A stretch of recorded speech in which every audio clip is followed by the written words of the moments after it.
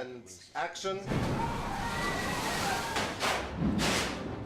It's pretty epic and massive, even more than his other movies, I think. He's the master of imagination and ingenuity. From Independence Day to 10,000 BC, you can go on and on. Let's do the close-up. He's a visionary, he's a storyteller, and he likes to do it in a grandiose way. And then here, we like to do the same thing. He certainly is a master of suspense and crazy action sequences. I think Roland's incredible in this genre and has made so many films that are kind of so arresting and engaging. Let's do it again. There's something about the way Roland puts a film together, you just go with it. And there's some outrageous stuff that happens, but you go with it. He's a master craftsman that way.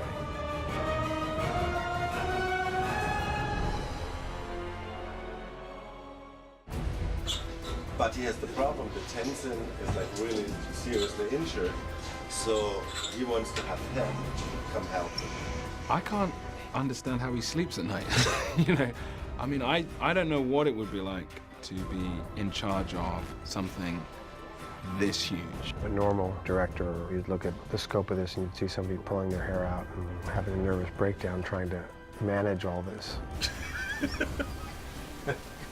Cut! It's like a Wizard of Oz concept, you know, you think it's gonna be this kind of guy who's just extremely tough and brutal. Extremes in every respect. Hundreds of people, gallons of water, fire, everything. And Roland is the most relaxed, well-adjusted, nice, easygoing dude. It is truly remarkable. The music starts.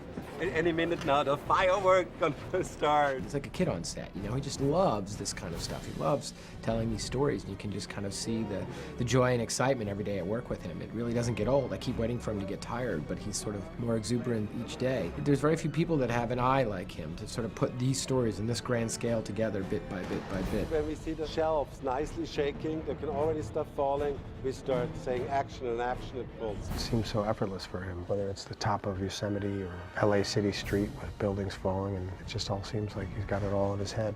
What makes it so wonderful is just the way he pays attention to details. Every single thing is that I've noticed on the set is specific. There's no generalities around it. The emotional danger that each of the characters go through, as well as the physical dangers that they are challenged by, are very important for him. Roland's got it going on. He knows every nuance, every little moment he wants to see happen. Nothing can happen because we only go a little bit. Yeah. And you will hold on to this.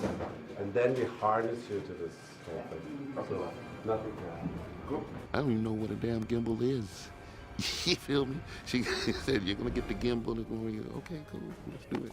You know, but I understand what he wants to see happen in terms of the action and the story. I think he really offers a lot of room for the creativity of the actors and just for the other people who are part of the production, which I think everyone appreciates. I do. Some of the great yogis in history have said that breathing in is birth and breathing out is death.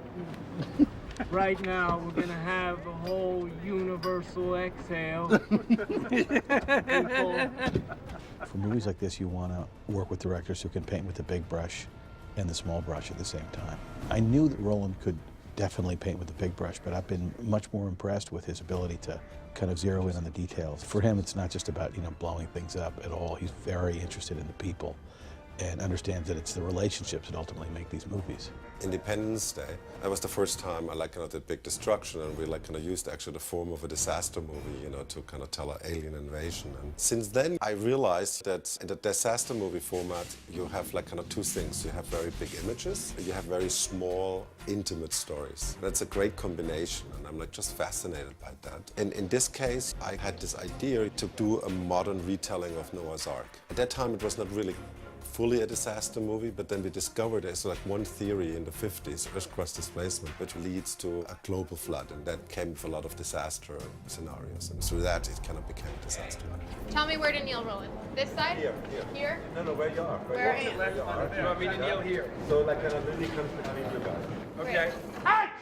I'm was not sure if I should do another disaster movie, but the more I talked about it, the more I realized this is too good an idea that I have to do this. And then I also said to myself, you know, you have so much experience in this, and I knew that like kind of now everything can be done in CG, and I wanted to be just the one who does it. It's just so visual. He just has the whole movie in his head, every frame, which is quite mind-boggling for me sometimes. To talk to somebody who at all time knows what the next cut, the next frame, the next word is. Roland is constantly excited by the physical challenges of being able to take what's on the page and put it on the screen. And I think he's done so remarkably well. Even go one step back, because then I can remove you, or like this. That's good. Yeah, that's good. He's certainly done a couple of pictures about a lot of things falling apart. And I think it's interesting that he's really created a certain genre, you know, out of a genre that was pretty prevalent, I think, for a while, and then not so much. And I think he's really kind of brought it back over the last sort of 10 years or so, and really pushed everything. This is his canvas. This is what he does best. I mean, I think better than anybody since, you know, Irwin Allen. And Poseidon Adventure, Towering Inferno, I mean, Roland makes these movies. The one thing that Roland does differently than other filmmakers is that whatever he does always has a different angle to it and has a bigger scale than anywhere else that you've seen before. Independence Day. There have been similar things like that before, like the television series V, for instance, where also big spaceships were hovering. But you've never seen anything in that scale, that enormity, and that, you know, so breathtaking as the stuff that, you know, was done in Independence Day.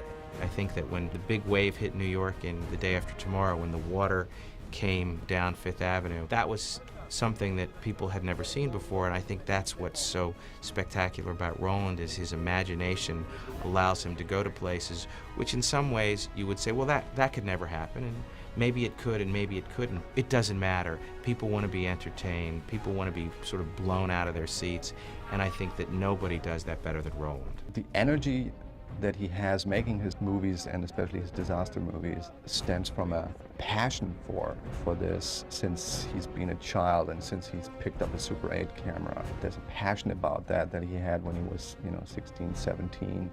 And still to this day, I know it, I sit next to him when he's in his director's chair. You can see the sparkle in his eyes, going like, I can't believe they let me do this. You feel dizzy, disoriented. Disoriented.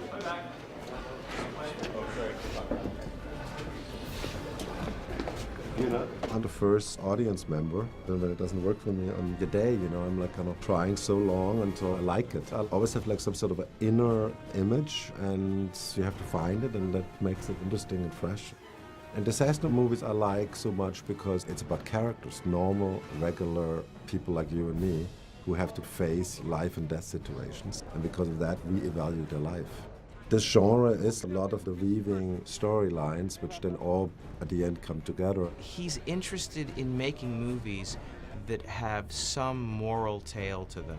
And I think that's what makes his movies successful. It's certainly what makes him engaged and interested in the movies that he makes. It's not just the challenge of how am I going to mount this, and certainly that's fun. It's fun to figure out how you're going to bring what's on the page to the screen. But I think for Roland, one of the things, if not the most important thing, is to say, why is this story worth being told?